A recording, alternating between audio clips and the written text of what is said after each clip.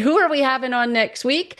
But Steve Merrill will be joining us. I went, what's up with silver? It's kind of a play on words because you know that all of a sudden silver shot up to $150 an ounce Canadian. And, you know, it's projected that it's going to go to $300 an ounce, even up to $600 an ounce to properly offset what the price is with gold. And so we've been hearing about this for years and years and years. We know that many of you probably bought maybe when it's $23 or $28 when Action for Canada first started having people on the show to talk about this and encourage you to think about your future, because the fiat system, the money system is, it's pretty sketchy. The banks are in bad situations. The government has has included a bank bail-in, not a bank bailout in the budget, which means that they're coming for your money in your accounts if things really do go south. So we really wanted you to be protected, and we're not giving you financial advice. We've always wanted to educate you on what's happening.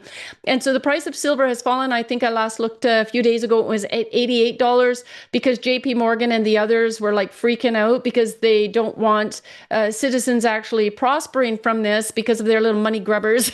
and JP Morgan already has had charges against them for the price fixing and what they've done.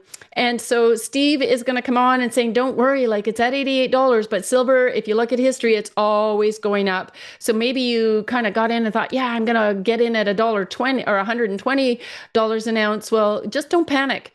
We've seen the history, and it is just constantly going upward. Yeah, it'll come down a little bit and then going back up. So we just want to help educate you again on what's happening. Some of the things that's happening with the banks. I'm going to tell you about a personal experience I have from somebody that I know, where their accounts were accessed that included, get this, when the government wants your address, they want your birth date, they want your social insurance number, and they want your account numbers for your investments. Well, guess what? It all got hacked last August, I think 11th. And the individual I'm talking about didn't find out until January. And then they said, oh, but don't worry because, we hired expert IT people to get on this. And I'm like, why didn't you have expert IT people when this is our money you're talking about? And they want us to go to a banking ID system? CBDCs, like, no way, don't fall for it. And another thing is use cash. When you're paying for things, we got to do everything that we can to fight against this. So be sure to join us next week. I'm looking forward to that.